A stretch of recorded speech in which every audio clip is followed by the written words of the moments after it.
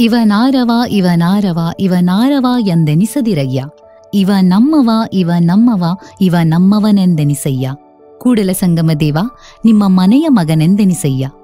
ಜಗಜ್ಯೋತಿ ಬಸವಣ್ಣನವರು ಹೇಳಿರುವ ಮಾತುಗಳಿವು. ಇದರಲ್ಲಿ ಪ್ರೀತಿ ಸೌಹಾರ್ದತೆಯ ಸಂಗಮವಿದೆ. ಎಲ್ಲರೂ ತಮ್ಮವರೇ ಎಂಬ ಅಕ್ಕರೆ ಇದೆ. ಖಂಡಿತವಾಗಿಯೂ ಹೌದು ಭವ್ಯಾಜಿ, ತುಂಬ ಸುಂದರವಾದ ಮಾತು ಹೇಳಿದ್ರಿ ತಾವು. ಇದು ಫೆಬ್ರವರಿಯ ತಿಂಗಳು ವೇಳೆ ದಾಸನಿಗೆ ಎಲ್ಲ ಕಡೆಯಲ್ಲಿಯೂ ಪ್ರೀತಿಯ ಅನುಭವವೇ ಆಗ್ತಾ ಇದೆ. ಹೌದು ಮಹಾತ್ಮಾಜಿ, ದಾಸಿಗೂ ಕೂಡ ಅದೇ ಅನುಭವ ಆಗ್ತಾ ಇದೆ. ಮತ್ತೆ ಯಾವಾಗ ಪ್ರೀತಿಯ ಕುರಿತಾಗಿ ಮಾತನಾಡಿದಾಗ್ಲೆಲ್ಲ ಅವರ ವಿಚಾರವೇ ತಲೆಯಲ್ಲಿ ಬರುತ್ತೆ.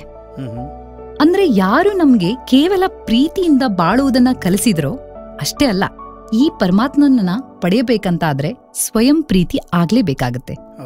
ಯಾರನ್ನ ನಾವು ಲವ್ ಪರ್ಸಾನಿಫೈಡ್ ಅಂತ ಹೇಳ್ತೇವೋ, ಯಾರನ್ನು ಇವರು ಒಂದು ಸಲ ಪ್ರೀತಿಯಿಂದ ನೋಡಿದರೋ ಅವರು ಇವರವರಾಗಿಯೇ ಉಳಿದ್ಬಿಟ್ರು. ಅವರು ಕೇವಲ ಪ್ರೀತಿಯನ್ನು ಮಾತ್ರ ತಂದಿರಲಿಲ್ಲ, ಸ್ವಯಂ ಪ್ರೀತಿಯಾಗಿಯೇ ಬಂದಿದ್ದರು, ಸ್ವಯಂ ಪ್ರೇಮವಾಗಿಯೇ ಬದುಕಿದರು ಮತ್ತು ಒಲವನ್ನೇ ನಮಗೆ ಕಲಿಸಿದರು. ನಾವು ಕೂಡ ಪ್ರೀತಿಯ ಕುರಿತು ಯೋಚಿಸಿದಾಗ ಯಾವ ಒಂದು ಚಿತ್ರ ಮನದಲ್ಲಿ ಬಿಂಬಿತವಾಗುತ್ತದೆಯೋ, ಯಾರ ಸಂಪೂರ್ಣ ಜೀವನವೇ ಮಾನವೀಯತೆಗಾಗಿ ಸಮರ್ಪಿತವಾಗುತ್ತದೋ ಅವರು ಬೇರೆ ಯಾರೇ ಅಲ್ಲ, ಬಾಬಾ ಹರದೇವ್ ಸಿಂಗ್ ಜಿ ಮಹಾರಾಜರು. ಬಾಬಾಜಿಯವರ ಆ ಒಂದು ಅಮೂಲ್ಯ ವಚನ ನೆನಪಾಗ್ತದೆ. ಅವ್ರು ಹೇಳ್ತಿದ್ರು, ಏಕ್ ಉಮರ್ ಕಮ್ ಹೈ ಪ್ಯಾರ್ ಕೆ ಲಿಯೇ और न जाने लोग कैसे वक्त निकाल लेते हैं नफरतों के लिए. ಅಂದರೆ ಒಂದು ಆಯುಷ್ಯವೂ ಕಡಿಮೆಯಾಗಬಹುದು ಪ್ರೀತಿಗಾಗಿ, ಅದೆಲ್ಲಿಂದ ಸಮಯ ಉಳಿಸಿಕೊಳ್ಳುವರೋ ಜನರು ವೈರ ಮತ್ತು ಹಗೆತನಕ್ಕಾಗಿ. ಹೌದು ಮಾಪುರುಷರೇ, ಇವತ್ತು ಅದೇ ಪ್ರೀತಿಯನ್ನ ಹೃದಯದಲ್ಲಿ ಅನುಭವ ಮಾಡ್ತಾ ಬನ್ನಿ ಮಾತಾಡೋಣ ಪ್ರೀತಿಯ ಆ ದೇವ ಮಾನವನ ಕುರಿತು ಮತ್ತು ಪ್ರೀತಿಯ ಕುರಿತು. ಅಲ್ಲದೆ ಈ ಪ್ರೀತಿ ತುಂಬಿದ ಭಾವನೆಗಳನ್ನ ಅತಿಯಾದ ಪ್ರೀತಿ ತುಂಬಿದ ಶೈಲಿಯಲ್ಲಿ ತಮ್ಮೆದುರಿಗೆ ಪ್ರಸ್ತುತಪಡಿಸಲಿದ್ದೇವೆ. ನಾನು ನಿಮ್ಮ ಹೋಸ್ಟ್ ದಾಸಿ ಭವ್ಯ ದಾಸ್ ಪ್ರಕಾಶ್. ನಮಸ್ಕಾರ, ಧನ್ ನಿರಂಕಾರ.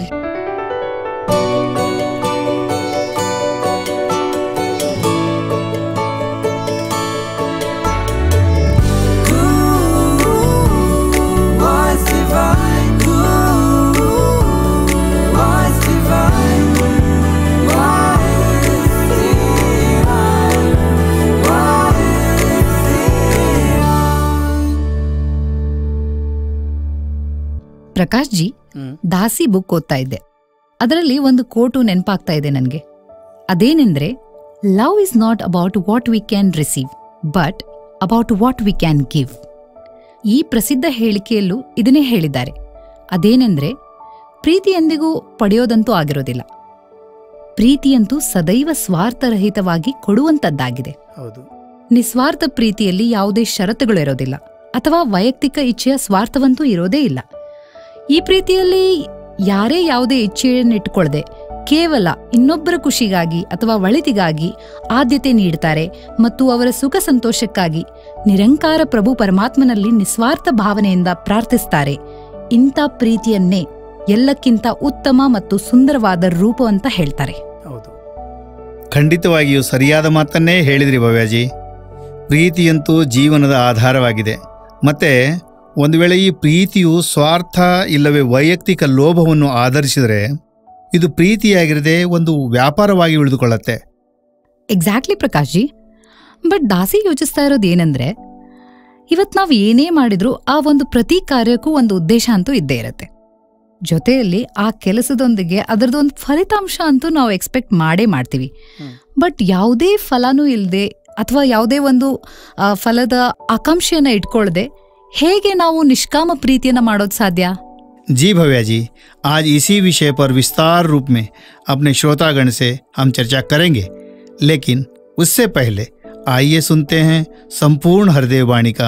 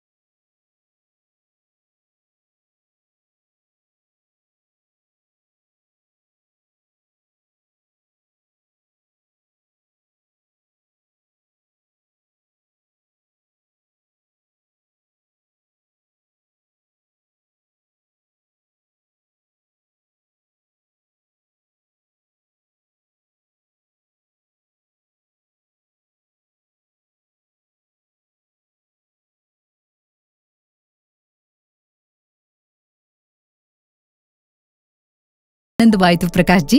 ಹೌದಾ? ದಾಸಿದೊಂದು ಪ್ರಶ್ನೆ ಇದೆ. ಏನಪ್ಪಾ ಅಂದ್ರೆ, ದಾಸಿಯ ಆಫೀಸ್ನಲ್ಲಿ ಒಬ್ಳು ಕಳೆಗ್ಲಿದ್ದಾಳೆ. ನನ್ನ ಎದುರಿನ ಡೆಸ್ಕಲ್ಲಿ ಕೂತ್ಕೋತಾಳೆ. ದಾಸಿ ಅವಳನ್ನ ತುಂಬಾ ವಿನಯಪೂರ್ವಕವಾಗಿ ಪ್ರೀತಿಯಿಂದ ಮಾತಾಡಿಸ್ತಾಳೆ. ಅಷ್ಟೇ ಅಲ್ಲ, ಎಲ್ಲಾದ್ರೂ ಹೊರಗೆ ಹೋಗ್ಬೇಕು ಅಂತ ಅಂದ್ರೆ ಜೊತೆಗ್ ಬನ್ನಿ ಅಂತ ಕರೀತೀನಿ. ಆದ್ರೆ ಅವಳು ಪ್ರತಿ ಸಲನೂ ಕೋಪದಿಂದಾನೇ ಮಾತಾಡ್ತಾಳೆ. ಒಮ್ಮೊಮ್ಮೆ ಅಂತೂ ವಿನಾಕಾರಣ ನನ್ ಮೇಲೆ ರೇಗಾಡ್ತಾಳೆ. ಅದ್ ಏನು ಅಂತ ನನಗೆ ಗೊತ್ತಾಗಲ್ಲ. ನಂದಂತೂ ಯಾವ್ದೂ ತಪ್ಪೇ ಇರಲ್ಲ. ಬಟ್ ಆದ್ರೂ ಕೂಡ ಅವಳು ನನ್ನನ್ನು ಆ ತರ ತಿರಸ್ಕಾರ ಮಾಡ್ತಾಳೆ ಹಾಗೂ ರೆಸ್ಪಾನ್ಸ್ ಕೊಡಲ್ಲ ಸರಿಯಾಗಿ. ಇಂಥ ಟೈಮಲ್ಲಿ ಏನ್ ಮಾಡೋದು? ಒಮ್ಮೆ ಬಾಬಾ ಹರಿದೇವ್ ಸಿಂಗ್ ಜಿಯವರಿಗೂ ಇದೇ ರೀತಿಯಾದ ಪ್ರಶ್ನೆಯನ್ನು ಕೇಳಲಾಗಿತ್ತು. ಅವರು ಇದಕ್ಕೆ ಏನು ಉತ್ತರ ಕೊಟ್ಟರು ಗೊತ್ತಾ? ಅವರು ಹೇಳಿದರು, increase the dose of love, ಅಂದರೆ ಪ್ರೀತಿಯ ಪ್ರಮಾಣವನ್ನು ಹೆಚ್ಚಿಸಿರಿ. ಅವರು ಸಾಮಾನ್ಯವಾಗಿ ತಮ್ಮ ವಿಚಾರಗಳಲ್ಲಿ ಇದನ್ನೇ ಹೇಳ್ತಿದ್ರು. ಏನಂದರೆ, ಹಾಗೆ ನೋಡಿದರೆ ಪ್ರಪಂಚದಲ್ಲಿ ಪ್ರತಿಯೊಂದು ವಸ್ತುಗಳ ಪ್ರವಾಹವು ಹಾನಿಕಾರಕವಾಗಿರುತ್ತದೆ. ಆದರೆ ಪ್ರೀತಿಯ ಪ್ರವಾಹದಿಂದ ಎಂದಿಗೂ ಎಲ್ಲಿಯೂ ಯಾರಿಗೂ ಹಾನಿಯಾಗಿಲ್ಲ. ಖಂಡಿತವಾಗಿಯೂ ಪ್ರಕಾಶ್ ಜಿ, ಸಂಪೂರ್ಣ ಹರದೇವ್ ಬಾಣಿಯಲ್ಲೂ ಸಹ ಇದನ್ನೇ ಬರೆಯಲಾಗಿದೆ. ಏನಪ್ಪಾ ಅಂದ್ರೆ, ಪ್ಯಾರ್ ಬಿನಾ ಯೇ ಜೀವನ್ ಭಾಯಿ ಕ್ಯಾ ಜೀವನ್ ಕೆಹಲಾಯೇಗಾ, ಜೀವನ್ ತಬ್ ಜೀವನ್ ಹೈ ದಿಲ್ ಮೇ ಪ್ಯಾರ್ ಅಗರ್ ಆ ಜಾಯೇಗಾ. ಪರಮಾತ್ಮನು ಪ್ರತಿಯೊಂದು ಹೃದಯವನ್ನು ಪ್ರೀತಿಗಾಗಿಯೇ ನಿರ್ಮಿಸಿದ್ದಾನೆ ಮತ್ತು ಈ ಪ್ರೇಮವೇ ಹೃದಯವನ್ನಾಗಿಸುತ್ತದೆ. ಒಂದು ವೇಳೆ ಈ ಹೃದಯದಿಂದ ಪ್ರೀತಿಯನ್ನು ತೆಗೆದು ಹಾಕಿದ್ದಲ್ಲಿ ಇದು ಕಲ್ಲಿಗಿಂತಲೂ ಕಡೆಯಾಗುತ್ತದೆ. ಹಿಂದಿಯಲ್ಲೂ ಒಂದು ಮಾತು ಹೇಳಲಾಗ್ತದೆ. ಅದೇನಪ್ಪ ಅಂದರೆ, ಏಕ್ ಉಮರ್ ಲಗ್ ಜಾತಿ ಹೈ ದಿಲ್ ಕೋ ದಿಲ್ ಬನಾನೆ ಮೇ, ಹರ್ ಧಡಕ್ತಾ ಪತ್ಥರ್ ದಿಲ್ ನಹಿ ಹೋತಾ. ಸತ್ಯವಾದ ಮಾತನ್ನೇ ಹೇಳಿದಿರಿ. ಸತ್ಯ ಕಹಿಯಾಗಿರುತ್ತೆ, ಆದ್ರೆ ಸತ್ಯ ಸತ್ಯನೇ. ಹೌದು. ಬಟ್ ಏನಪ್ಪಾ ಅಂದ್ರೆ, ನನ್ ಜೊತೆ ಅಂದ್ರೆ ದಾಸಿ ಜೊತೆ ಕೆಲವೊಬ್ರನ್ನ ನೋಡಿದಾಗ ಅವರಲ್ಲಿರೋ ನ್ಯೂನತೆಗಳು ತುಂಬಾ ಕಾಣಿಸುತ್ತೆ. ಅಂತ ಸಮಯದಲ್ಲಂತೂ ಪ್ರೀತಿಯನ್ನ ಕೊಡೋದು ತುಂಬಾ ದೂರದ ಮಾತು. ಬಟ್ ಈ ನ್ಯೂನತೆಗಳು ನಮ್ಮಿಬ್ಬರ ನಡುವೆ ಗೋಡೆಯಾಗಿ ನಿಂತ್ಕೊಂಡಾಗ ಅನೇಕ ಸಲ ಇದನ್ನ ಉರುಳಿಸೋದಕ್ಕೆ ಕಷ್ಟ ಆಗೋಗ್ಬಿಡತ್ತೆ. What exactly we should do at that time? Bhavyaji, ನನಗನ್ನಿಸುವುದೇನೆಂದರೆ, ಸದ್ಗುರು ನಮಗೆ ಬ್ರಹ್ಮಜ್ಞಾನವನ್ನು ನೀಡುವುದರ ಮೂಲಕ ನಮ್ಮ ಈ ಯೋಚನೆಗಳನ್ನು ಬದಲಿಸಿಬಿಡುತ್ತಾರೆ. ಈ ಅಸೀಮಿತನೊಂದಿಗೆ ಜೋಡಣೆಯಾಗಿ ನಮ್ಮ ಮನಸ್ಸು ಮತ್ತು ಯೋಚನೆಯು ಅಸೀಮಿತವಾಗಿಬಿಡುತ್ತವೆ. ನಾವು ಯಾವಾಗ ಪ್ರತಿಯೊಬ್ಬನಲ್ಲಿಯೂ ಈ ನಿರಾಕಾರ ಪರಬ್ರಹ್ಮನ ಅಂಶವನ್ನು ನೋಡುತ್ತೇವೋ ಆಗ ಈ ಗೋಡೆ ಉಳಿಯುವುದಿಲ್ಲ. ಅಕ್ಸರ್ ಹಮ್ ಸತ್ಸಂಗ್ ಮೇ ವೋ share ಸುನ್ತೆ high, ಕಿಸ್ಕೋ Patthar Maru Kaun per ಆಯಾ ಹೈ, शीश महल में हर चेहरा अपना ही तो लगता है. ಯಾರ ಕಡೆಗೆ ಕಲ್ಲೆಸೆಯಲಿ ಇಲ್ಲಿ ಪರಕೀಯರು ಯಾರಿಹರು, ಕಾಣುವ ಮುಖಗಳೆಲ್ಲವೂ ನನ್ನದೆನಿಸುವುದು ಕನ್ನಡಿಯ ಈ ಮಹಲಿನೊಳು. ವಾಜಿ ವಾ, ಈ ಮಾತುಗಳನ್ನ ಕೇಳಿಸ್ಕೊಂಡು ನನಗೆ ತುಂಬ ಖುಷಿ ಆಯಿತು. ಜೊತೆಗೆ ಏನಪ್ಪ ಅಂತ ಅಂದರೆ, ಬ್ರಹ್ಮಜ್ಞಾನದ ನಂತರ ನನ್ನ ಲೈಫಲ್ಲಿ ಯಾರನ್ನೇ ನೋಡಿದ್ರೂ ಸಹ ನನಗೆ ಅವರಿಗೆ ಮರಳಿ ಪ್ರೀತಿಯನ್ನೇ ಕೊಡಬೇಕು ಅಂತ ಅನಿಸುತ್ತೆ. ಯಾಕೆ ಅಂದರೆ, ಸದ್ಗುರು ನಮಗೆ ಕೊಟ್ಟಿರೋ ಜ್ಞಾನ ಅದೇ. ನಿನ್ನನ್ನು ನೀನು ಎಲ್ಲರಲ್ಲೂ ಕಾಣಬೇಕು ಅಂತ ನನಗೆ ಸದ್ಗುರು ಹೇಳ್ಕೊಟ್ಟಿದ್ದಾರೆ. ಹಾಗಾಗಿ ಯಾರು ನನಗೆ ಏನೇ ಮಾಡಿದರೂ ಅದರ ಮೇಲೆ ಯಾವುದೇ ರೀತಿಯಾದಂತಹ ಅನಾವಶ್ಯಕ ಭಾವನೆಗಳನ್ನು ಬೆಳೆಸ್ಕೊಳ್ಳದೆ ಕೇವಲ ಪ್ರೀತಿಯನ್ನು ನೀಡೋದೇ ನನ್ನ ಗುರುಗಳು ಹೇಳ್ಕೊಟ್ಟಿದ್ದಾರೆ. ಹಾಗೂ ಅದನ್ನೇ ನಾನು ಪ್ರಾಕ್ಟೀಸ್ ಮಾಡ್ತಾ ಇದ್ದೀನಿ. ಅಷ್ಟೇ ಅಲ್ಲದೆ, ಅಣ್ಣ ಬಸವಣ್ಣವ್ರು ಹೇಳಿದ ಮಾತು, ಎತ್ತೆತ್ತ ನೋಡಿದತ್ತತ್ತ ನೀನೇ ದೇವ, सकल रूहಗಳ ವಿಸ್ತಾರವು ನೀನೇ ದೇವಾ. जैसे सुना है, जिधर देखता हूँ उधर तू ही तू है, कि हर शय में जलवा तेरा हू ಬಹು है. ಇದೇ ನೆಮ್ಮದಿಯ ಅನುಭವವನ್ನು ಮಾಡ್ತಾ ಬನ್ನಿ ಈ ಸುಮಧುರವಾದ ಹಾಡೊಂದನ್ನು ಆಲಿಸೋಣ. ಮತ್ತು ಈ ಹಾಡಿನ ನಂತರ ನಮ್ಮ ಉದ್ಘೋಷಕರು ತೆಲುಗು ಭಾಷೆಯಲ್ಲಿ ಇದೇ ವಿಷಯದ ಕುರಿತು ಇನ್ನೂ ಕೆಲವು ಭಾವನೆಗಳನ್ನು ಹಂಚಿಕೊಳ್ತಾರೆ. ನಮಸ್ಕಾರ, ಧನ್ಯವಾದ.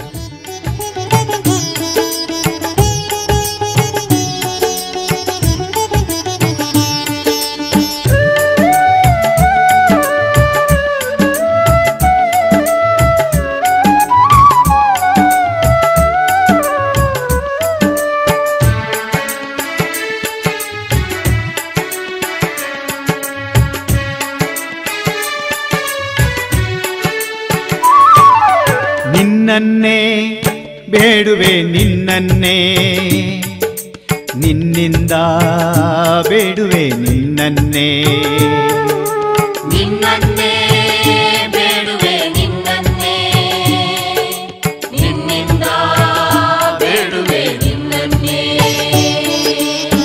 ಪ್ರಭು ನಮಗೆ ಭಿಕ್ಷೆಯ ನೀಡೋ, ಪ್ರಭು ನಮಗೆ ಭಿಕ್ಷೆಯ ನೀಡೋ. ನಿನ್ನನ್ನೇ ಬೇಡುವೆ ನಿನ್ನನ್ನೇ, ನಿನ್ನಿಂದ ಬೇಡುವೆ ನಿನ್ನನ್ನೇ.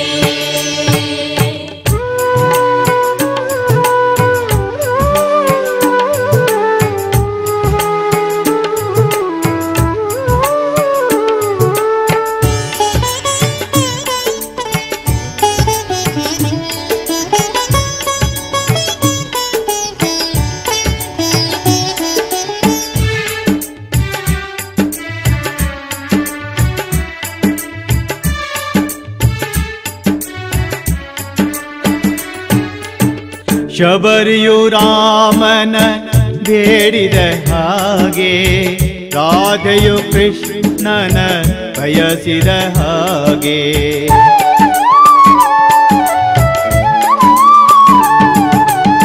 ಶಬರಿಯು ರಾಮನ ಬೇಡಿದ ಹಾಗೆ, ರಾಧೆಯು ಕೃಷ್ಣನ ಬಯಸಿದ ಹಾಗೆ. ಪ್ರಿಯತಮ ಪ್ರಿಯತಮೆಯ ಬೇಡುವ ಹಾಗೆ, ಪ್ರಿಯತಮೆ ಪ್ರಿಯತಮನನ್ನು ಬಯಸುವ ಹಾಗೆ. ನಿನ್ನನ್ನೇ ಬೇಡುವೆ ನಿನ್ನನ್ನೇ, ನಿನ್ನಿಂದ ಬೇಡುವೆ ನಿನ್ನನ್ನೇ.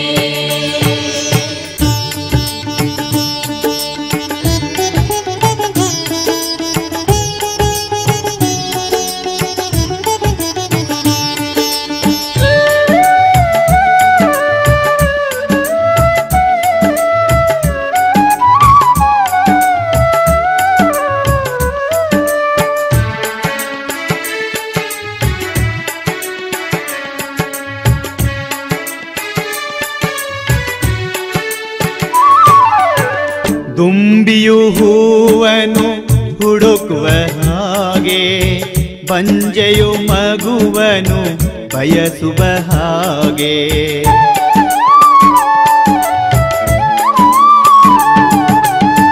ದುಂಬಿಯು ಹೂವನು ಹುಡುಕುವ ಹಾಗೆ, ಬಂಜೆಯು ಮಗುವನು ಬಯಸುವ ಹಾಗೆ. ನೀರಿಂದ ತೆಗೆದೊಗೆದ ಮೀನಿನ ಹಾಗೆ, ನೀರಿಂದ ತೆಗೆದೊಗೆದ ಮೀನಿನ ಹಾಗೆ. ನಿನ್ನನ್ನೇ ಬೇಡುವೆ ನಿನ್ನನ್ನೇ, ನಿನ್ನಿಂದ ಬೇಡುವೆ ನಿನ್ನನ್ನೇ.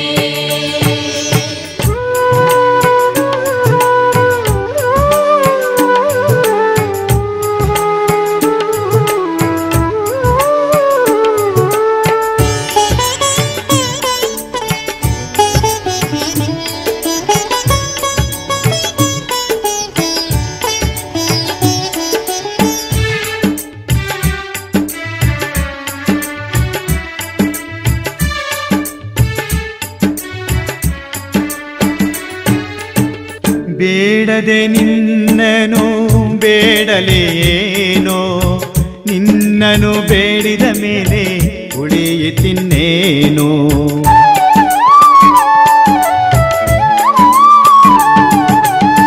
ಬೇಡದೆ ನಿನ್ನನು ಬೇಡಲೇನೋ, ನಿನ್ನನು ಬೇಡಿದ ಮೇಲೆ ಉಳಿಯಿತಿನ್ನೇನು.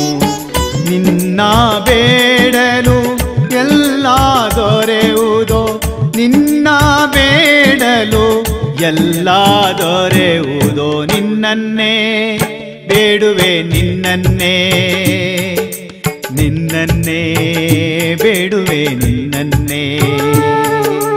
ನಿನ್ನನ್ನೇ ಬೇಡುವೆ ನಿನ್ನನ್ನೇ, ನಿನ್ನಿಂದ ಬೇಡುವೆ ನಿನ್ನನ್ನೇ.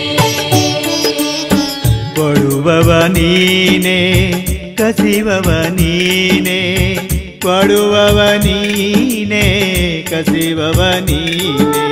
ನಿನ್ನನ್ನೇ ಬೇಡುವೆ ನಿನ್ನನ್ನೇ, ನಿನ್ನಿಂದ ಬೇಡುವೆ ನಿನ್ನನ್ನೇ.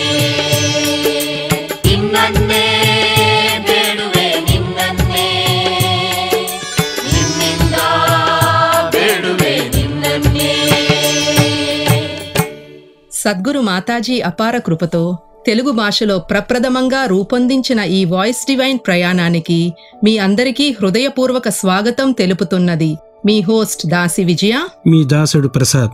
నమస్తే ధన్ నిరంకార్.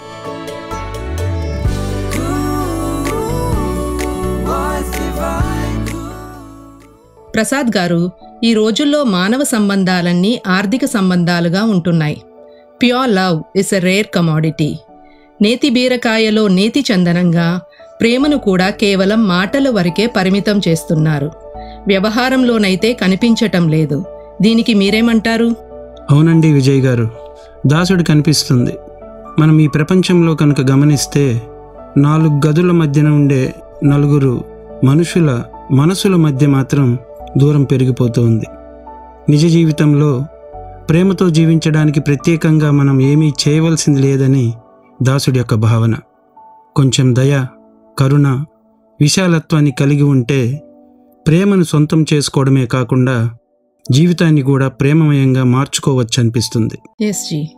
ఉదాహరణకు, ఇతరులతో ప్రేమగా మాట్లాడటం, సహనంతో ఇతరులు చెప్పేది మనసు పెట్టి వినటం, ఇతరులు చేసిన పనులను ప్రశంసించటం, అవసరానికి ఇతరులకు ఉపయోగపడటం వంటివి మచ్చుకి కొన్ని ఆచరణలో వ్యక్తపరిచేవి. You are absolutely right Prasad గారు. Love is God and God is love. మీరన్నట్లుగా నిస్వార్థంగా మనల్ని మనం సమర్పించుకోవటం కూడా ప్రేమతో జీవించటమే. ఇట్ ఈస్ ట్రూ జీ. Where individuality ends, humanity begins. Sharing is caring. ఎవరిలోనైతే బ్రహ్మజ్ఞానం ఉంటుందో వారిలో ఇటువంటి భావాలు కలిగే అవకాశం ఎక్కువగా ఉంటుంది. సంపూర్ణ అవతార్ వాణిలో బాబా అవతార్ సింగ్ జీ మహారాజ్ అందరిలో ఆ ఒక్కడిని చూసి అందరినీ నువ్వు ప్రేమించు, అందరిలో ఆ ఒక్కడిని చూసి అందరినీ నువ్వు గౌరవించు అని తెలిపారు. బాబా హర్దేవ్ సింగ్ జీ మహారాజ్ తరచుగా love is a magnet, the greatest magnet in the world అనేవారు. నారద భక్తి సూత్రాల్లోనూ భగవంతుణ్ణి అమితంగా ప్రేమించటమే భక్తి అని తెలపబడింది. నిజమే విజయ్ గారు, భగవంతుడు అంతటా ఉన్నవాడు, అందరిలో ఉన్నవాడు. కాబట్టి తోటి మానవుని ప్రేమించటమే నిజమైన భక్తి అని దాసుడి యొక్క భావన. అవును ప్రసాద్ గారు, ఇది వినగానే మేరే హర్దేవ్ పుస్తకంలో చదివిన ఒక సంఘటన గుర్తుకొస్తుంది. హర్దేవ్ సింగ్ జీ గారి బాల్యంలో వారిని ఇంటి నుండి స్కూల్కు, తిరిగి ఇంటికి చేర్చే బాధ్యతను ఒక రిక్షా నడిపే మహాపురుషునికి అప్పజెప్పారు. ఆ పిన్న వయసులోనే రిక్షా తొక్కుతున్న ఆ వృద్ధ మహాపురుషుణ్ణి చూడగానే బాబాజీ హృదయంలో ప్రేమ, కరుణ కలిగేవి. ఎండలు ఎక్కువగా ఉన్నప్పుడు గొడుగును వారికి ఎండ తగలకుండా పట్టేవారు. 1-2 సార్లు ఆ మహాపురుషుడు అనారోగ్యంతో ఉన్నప్పుడు వారితో, చాచాజీ మీ ఆరోగ్యం బాగున్నట్లుగా లేదు, మీరు నేను కూర్చున్న చోట కూర్చోండి, నేను రిక్షా నడుపుతాను అని రిక్షాను నడిపేవారు. ఓ విజయ్ గారు, అందుకే సద్గురుమాత సవీందర్జీ మహారాజ్ వారు తమ మొదటి ప్రవచనంలో బాబా హర్దేవ్ సింగ్ జీ మహారాజ్ వారి గురించి తెలుపుతూ హీఈస్ లవ్ పర్సానిఫైడ్, వారు మూర్తీభవించిన ప్రేమ స్వరూపం అని పేర్కొనటం జరిగింది. ఈ క్రమంలో వ్యక్తిగత అనుభవాలను మనం மகாபுருஷன் నుండి விந்தாம். அன்போடு சொல்வோம் தன் நிரங்கார்ஜி. சத்குரு நம் எல்லோருக்கும் அன்பை கற்பிக்கிறார். அன்புக்கும் தன்னலமற்ற அன்புக்கும் என்ன வித்தியாசம்? இதை தெரிந்து கொள்ள சத்குருவின் சரணத்துக்கு வந்தால் மட்டுமே தான் முடியும். சில வருடங்களுக்கு முன்பு ஒரு சேவாதல் மகாபுருஷரை நான் கவனித்து கொண்டிருந்தேன். அவர் மிகவும் அன்போடு, ஒரு பணிவோடு, ஒரு புன்னகையோடு சேவை செய்து கொண்டிருந்தார். என் மனதில் ஒரு கேள்வி வந்துச்சு, எதற்காக இவர் இந்த சேவையை செய்கிறார், என்ன எதிர்பார்க்குறாரு, என்ன லாபம் கிடைச்சிரும்? அதை யோசிச்சுக்கிட்டே கொஞ்ச நாள் போச்சு. கொஞ்ச நாளைக்கு பிறகு சத்குரு பாபா ஹர்தேவ் சிங் ஜி மகாராஜ் சென்னை வந்தார். அவர் வரும்போது ரொம்ப நேரம் வண்டியில் பிரயாணம் பண்ணி வந்ததுனால எல்லோரும் மிக களைப்பாக இருந்தாங்க. ஆனால் அவர் வந்து இறங்கின உடனே அவர் பக்தர்களுக்கும் சீடர்களுக்கும் தரிசனம் கொடுத்தாரு, ஆசீர்வாதங்கள் கொடுத்தாரு. அதே போல் சத்சங்கத்தில் எல்லாரையும் மீட் பண்ணார். அப்பொழுது என் மனசில் வந்த கேள்வி என்னென்னா, சத்குரு பாபாஜியும் ஒரு உடலில் தானே இருக்கார், அவருக்கு களைப்பு கிடையாதா? தன் தேவைகளை பின்னாடி வைத்து விட்டு மற்றோர்களின் தேவையும் மற்றோர்களின் மனதையும் பார்க்கக்கூடிய ஒரு மனப்பான்மை தான் தன்னலமற்ற அன்பு. அந்த அன்பை தான் நம்ம எல்லோருக்கும் சத்குரு கற்பிக்கிறார். அதனால இந்த அன்பு எல்லோருக்கும் கிடைக்க வேண்டும் என்று சத்குரு கிட்ட ஆசீர்வாதம் கேட்கிறேன். அன்போடு சொல்வோம், தான் நிரங்கார்ஜி. ప్రసాద్ గారు, ప్రసిద్ధ తత్వవేత్త RHUMI, love is the bridge between you and everything, నీకు మరియు విశ్వానికి మధ్య వారధియే ప్రేమ అంటూ ప్రేమ భక్తి గురించి గొప్ప స్టేట్మెంట్ ఇవ్వటం జరిగింది. విజయ్ గారు భగవద్గీతలో కూడా భక్తి యోగంలో భక్తుని లక్షణాల గురించి శ్రీకృష్ణ భగవానుడు తెలుపుతూ, భక్తుడి యొక్క ప్రథమ లక్షణం అద్వేష్ట సర్వభూతానాం మైత్రః కరుణ ఏవచ, అంటే ఎవరిని ద్వేషించనివాడు, అందరితో కలిసిమెలిసి ఉండేవాడు, అందరి యందు కరుణ దయ కలిగినవాడు నాకిష్టుడు, నా భక్తుడు అని తెలపడం జరిగింది. సద్గురు బాబా హర్దేవ్ సింగ్ జీ మహారాజ్ వారు ఒక ప్రవచనంలో ప్రేమించటానికి ఒక జీవితకాలం కూడా తక్కువే, కానీ లోకులు ద్వేషించడానికి సమయాన్ని ఎక్కడి నుంచి తీసుకొని వస్తున్నారని చెప్పడం జరిగింది. ఎస్జీ, మీరు చెప్పిన దాన్ని బట్టి ఒక విషయం అయితే చాలా క్లియర్గా అర్థమవుతుంది ప్రసాద్ గారు. ఎవరిలోనైతే ఆత్మస్థాయిలో ఏకత్వ భావన, మనోస్థాయిలో సమత్వం, వ్యవహారిక స్థాయిలో నిస్సంగత్వం ఉంటుందో వారు నిస్వార్థ ప్రేమను కలిగి ఉండే అవకాశం ఉంటుంది. అవునండి. ఈ విషయాన్నే వర్తమానంలో సద్గురు మాతాజీ self realization through God realization, భగవత్ సాక్షాత్కారం ద్వారా ఆత్మ సాక్షాత్కారం అని తెలుపుతున్నారు. True love is seeing God in his creation, తేరా రూప్ హై ఏ సంసార్. చాలా బాగా చెప్పారు విజయ్ గారు. దాసుడికి సద్గురు బాబా హర్దేవ్ సింగ్ జీ మహారాజ్ వారు చెప్పిన ఒక ఉదాహరణ జ్ఞప్తికి వస్తుంది. ఇద్దరు వ్యక్తులు ఒక విషయం గురించి చాలా తీవ్రంగా చర్చించుకుంటున్నారు. ఒక వ్యక్తి వెనుక నుండి అకస్మాత్తుగా ఒకరు గట్టిగా కొట్టడం జరిగింది. తన్ని కొట్టిన వెంటనే ఆ వ్యక్తి కోపంగా తలను వేగంగా తిప్పాడు. కానీ ఎంత కోపంతో వేగంగా తలను తిప్పాడో ఆ కొట్టిన వ్యక్తిని చూడగానే తన కోపం టక్కున చల్లారిపోయింది. కారణం ఏమై ఉంటుంది అని ఆలోచిస్తే కొట్టినవాడు తన యొక్క కొడుకు. అంటే ఎవరైనా ఇతరులని కష్టపెట్టినా దుఃఖపెట్టినా ఆ పని చేసిన వారు తనవారు అనగానే మనిషిలో ఉన్న ఆగ్రహావేశాలు చల్లారిపోతాయని దీని ద్వారా మనం తెలుసుకోవచ్చు. ఎందుకంటే సద్గురు ఇచ్చిన బ్రహ్మజ్ఞానాన్ని గనక కలిగి ఉంటే ఈ విధంగానే ప్రతి ఒక్కరూ అందరిని ఆత్మస్వరూపులుగా గనక భావిస్తూ దర్శిస్తే కనుక మనుషుల మధ్య ఈ ద్వేషభావాలనేవి సమసిపోయి ప్రేమతత్వం అనేది విరజిల్లడానికి అవకాశం ఉంటుందని దాసుడి యొక్క అభిప్రాయం. వెరీ ట్రూజీ. మనం ఇప్పుడు ఒక సుందరమైన పాటను విందాం.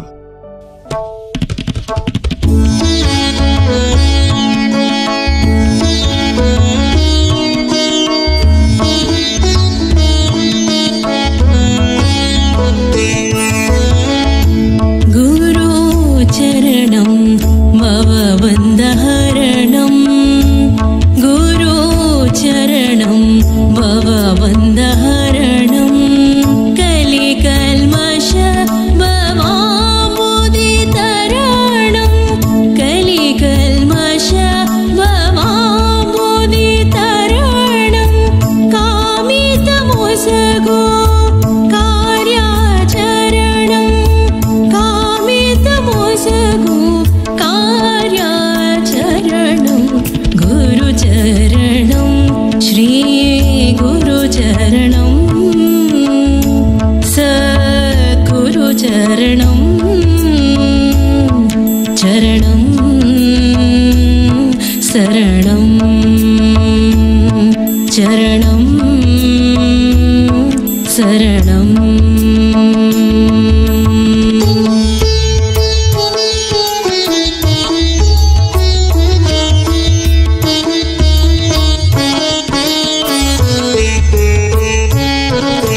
గురుసేవనం గురుసేవనం మోక్షతీరం, గురుసేవనం మోక్షతీరం,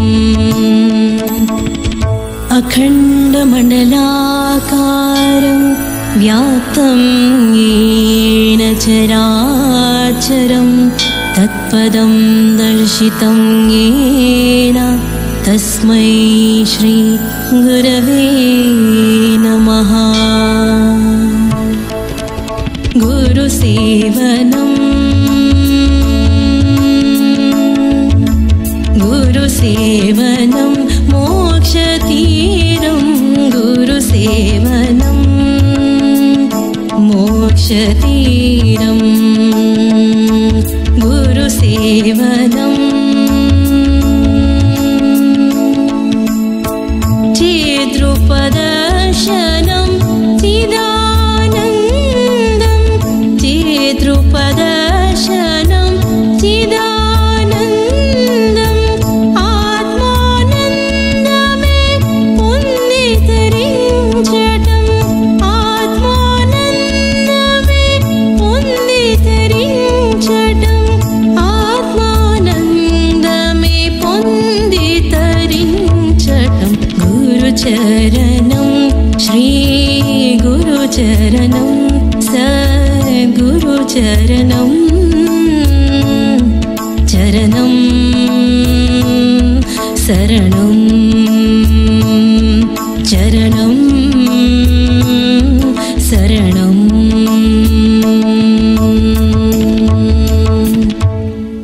ప్రసాద్ గారు పాటలో భావం ఎంతో బాగుంది.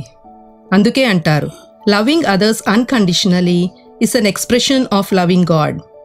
సద్గురు మాతా సుదీక్షాజీ మహారాజ్ తమ సందేశంలో మనం ఒక పుష్పం లాంటి వాళ్ళం, మనలో కూడా చాలా సువాసన ఉంది. అవునండి. మనం పరమాత్మకి అంకితమైతే ఆయన కృపతో మనలోని ప్రేమ సుగంధం విశ్వమంతా వ్యాపిస్తుంది అన్నారు. Yes, G. ప్రసాద్ గారు, మిమ్మల్ని ఒకటి అడుగుతాను. జ్ఞాన దృష్టి వలన మనలోనైతే మార్పు వచ్చింది. కోపం, అసహనం, ద్వేషం లాంటి నెగటివ్ భావాలు తొలగిపోతున్నాయి. అలాగే మీ డే టు డే లైఫ్లో మనలోని పాజిటివిటీ ఇతరులను ఎలా ఇన్ఫ్లుయెన్స్ చేస్తుందో చెప్పగలరా? తప్పకుండా విజయ్ గారు. దాసుడి పర్సనల్ ఎక్స్పీరియన్స్ ఒకటి మీతో షేర్ చేయాలనుకుంటున్నాడు. దాసుడు వృత్తిపరంగా ఒక బ్యాంకర్. నిత్యం కూడా మేము ఉదయం నుండి సాయంత్రం వరకు బ్యాంకుకు వచ్చినటువంటి కస్టమర్స్ తోటి అనేక లావాదేవీలు జరుపుతూ ఉంటాం. వారు అడిగినవి చెప్తూ వారి అవసరమైనవి తీరుస్తూ ఉంటాం. ఈ క్రమంలో కొంతమంది కస్టమర్స్ దాసుడిని అడుగుతూ ఉంటారు, సార్ మేము గమనిస్తాం మిమ్మల్ని, ఉదయం వచ్చినప్పుడు ఎంత ఫ్రెష్గా ఉంటారో, ఎంత ఉల్లాసంగా ఉత్సాహంగా ఉంటారో, మీరు బ్యాంకు నుండి వెళ్ళేటప్పుడు కూడా అంతే ఉల్లాసంగా ఉత్సాహంగా ఫ్రెష్గా ఉంటారు, ఏంటి దీని వెనుక గల కారణమని. అలానే మా కొలీగ్స్ కూడా అడుగుతూ ఉంటారు. వాళ్ళు నాకు చెప్తూ ఉంటారు, మీరు మాకంటే యంగ్గా కనిపిస్తారండి, చాలా యాక్టివ్గా ఉంటారు, ఏంటి దీనికి గల కారణమని. వారికి దాసుడు ఇచ్చిన సమాధానం ఒకటే, దాసుడు సద్గురువు నుండి బ్రహ్మజ్ఞానం పొందాడు. వారు చెప్పినట్లుగా నిత్యము సత్సంగం చేస్తూ సేవ స్మరణలో పాల్గొంటూ ఉండటమే నా ఈ యొక్క స్థితికి గల కారణమని తెలియచేయటం జరిగింది. So nice G. దాసుడి ఈ సంఘటన తలుచుకున్నప్పుడల్లా మనసులో చాలా ఆనందం అనిపిస్తూ ఉంటుంది మహాత్మాజీ. ఎందుకంటే సాధారణమైన వారికి కూడా ఇంత గొప్ప గుర్తింపు నా సద్గురువు ఇచ్చాడు కదా అనేటువంటి కృతజ్ఞతా భావం ఎల్లప్పుడూ నాలో కలుగుతూ ఉంటుంది. ఈ సందర్భంగా రాజమాతాజీ గారి మాట ఒకటి దాసుడికి గుర్తొస్తుంది. వారు అనేవారు, సద్గురువే అన్ని పనులు చేస్తూ ఉంటారు, కానీ కీర్తిని మాత్రం తన శిష్యులకు ఇస్తూ ఉంటారని. It's fact ji, we are blessed. Yes ji, నేను మీతో 100% ఏకీభవిస్తున్నాను. మీరు చెప్పిన దాన్ని బట్టి భగవంతుడి సృష్టిలోని ప్రతి ఒక్కరిలోనూ ఈ ప్రేమతత్వం నిగూఢంగా ఉంది. కానీ గురుజ్ఞానం పొందినప్పుడే ఈ స్వచ్ఛమైన ప్రేమను మనం డైలీ లైఫ్లో వ్యక్తపరచగలం. ఈ విషయాన్నే సంపూర్ణ అవతారవాణిలోని ఈ శ్లోకం తెలుపుతుంది.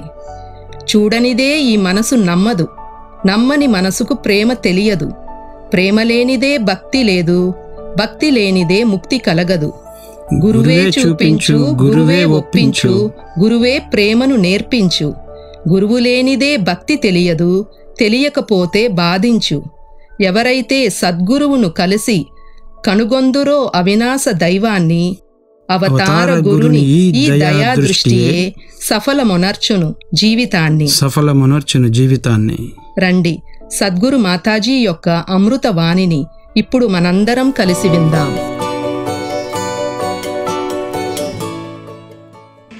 तो बात जहाँ प्यार की हो रही है, प्रेम की हो रही है, लव की हो रही है, वहीं ये एक्सेप्टेंस की भी हो रही है कि किस तरह ये हर एक को अपना मानना कैसे संभव हो। हर एक का स्वभाव, ये नेचर हर एक का कितना अलग है। हर एक को अपना कैसा माना जाए, कैसे मान लें कि सभी अपने हैं। तो बात वही कि सभी में परमात्मा है, तो सबसे पहले ये परमात्मा को देखकर ब्रह्म ज्ञान द्वारा फिर हर एक में परमात्मा खुद ही नज़र आता है। फिर कोई फ़र्क ही नहीं कि कोई ये दोस्त मित्र परिवार से हैं या कोई बेगाने हैं, सभी एक बहुत ही ज़्यादा अच्छे दिखते हैं, सभी अपने दिखते हैं। तो ऐसा प्यार और एक्सेप्टेंस का जीवन जब बन जाता है, ये अपनत्व का जीवन बन जाता है, ये एकत्व का जीवन बन जाता है, तो ये वननेस, ये वर्ल्ड विदाउट वॉल्स की अलग दिखने के बावजूद, अलग कल्चर के बावजूद, हर कोई एक दिल से दिल का रिश्ता जोड़ता है। ये ऊपरी दीवारें, ये कारण नफरत करने के, सब ये दीवारें टूट जाती हैं।